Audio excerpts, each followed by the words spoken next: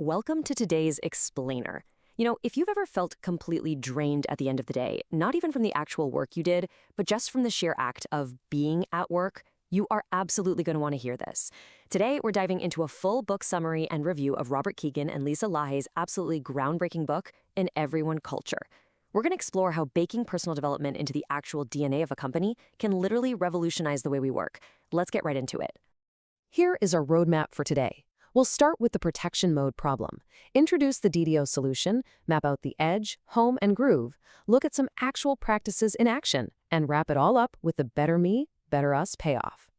All right, Section 1, the protection mode problem, or what the authors call the exhausting second job. So Kegan and Lahey point out something wild but so true. Most of us are basically showing up to a second, totally unpaid job every single day. We're constantly operating in this protection mode. We put on this heavy armor to look good, to stay safe, and to avoid looking vulnerable at all costs. And sure, while that might shield you from a little criticism, it is incredibly draining. It stops you from performing at your absolute best. The authors propose a complete paradigm shift here. True, high-level performance actually requires you to drop that armor and lean into vulnerability. Moving right along to Section 2, enter the DDO, and making development a need to have. So, what is a DDO? It stands for Deliberately Developmental Organization, and it completely flips the traditional corporate script. In these companies, employee development isn't just, some random perk or an occasional Friday seminar. It's a non-negotiable need to have. It is the center of everything. Employees are actually expected to bring their vulnerability to the office. They consciously face their fears, their blind spots, their prejudices. It's an environment where everyone is constantly learning from each other, building these deep relationships based on real trust and respect. That brings us to Section 3, Edge, Home, and Groove, the three core dimensions. To understand how these organizations actually pull this off, the book breaks down their shared DNA into three pillars: the edge, the home, and the groove. And the crucial takeaway here is that a successful culture requires all three of these working together simultaneously. It's an interconnected ecosystem. You really can't just pick one or two. Let's break down exactly what each of these means. First up is the edge. This is your ambition. It's the sheer, unwavering commitment to actually create this developmental culture. The edge demands that literally every single person, from the entry-level staff all the way up to the C-suite, takes responsibility for their own growth and the growth of the people around them. It's about pushing yourself right to the edge of your comfort zone so you can finally acknowledge where you need to improve. But listen, you can't just push people to their absolute edge without giving them a safety net, right? That is the home. If you don't have the home, nobody is ever going to feel secure enough to take off that heavy armor we talked about. The home is the psychological safe space. It means that when you do mess up trying something new, or when you admit a limitation, you are met with support and respect instead of punishment. And finally, we have the groove. This is where the magic happens on a daily basis. The groove represents the actual real-world processes and practices that uphold the culture. It's taking those big, lofty ideas of the edge in the home out of the theoretical boardroom and baking them right into everyday work life. Because without the groove, and everyone culture is really just a nice idea on a whiteboard. With it, it becomes a reality. Okay, Section 4, DDO practices in action. Let's look at some real-world routines.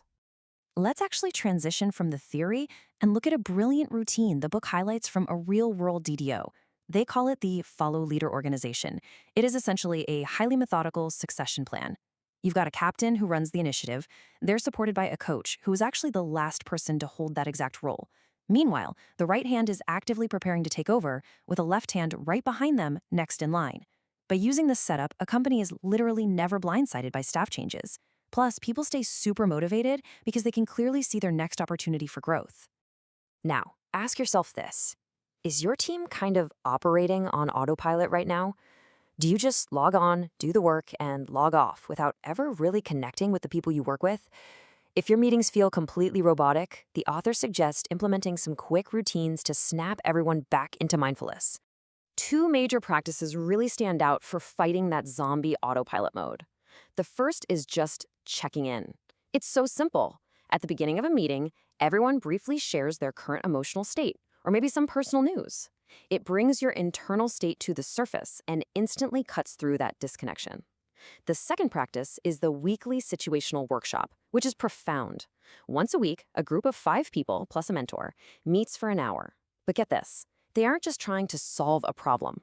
The whole goal is to critique how they are approaching the problem. Together, these routines drastically enhance both self-awareness and the collective awareness of the entire team. Which brings us to our final section, number 5. Better me, better us. The ultimate value proposition. Why go through all the trouble of changing how you work? Well, think of this as an equation that forms the heartbeat of a DDO.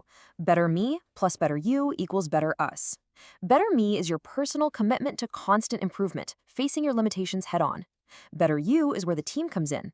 You find real meaning through helping others, mentoring, and creating a space where your colleagues can fail safely.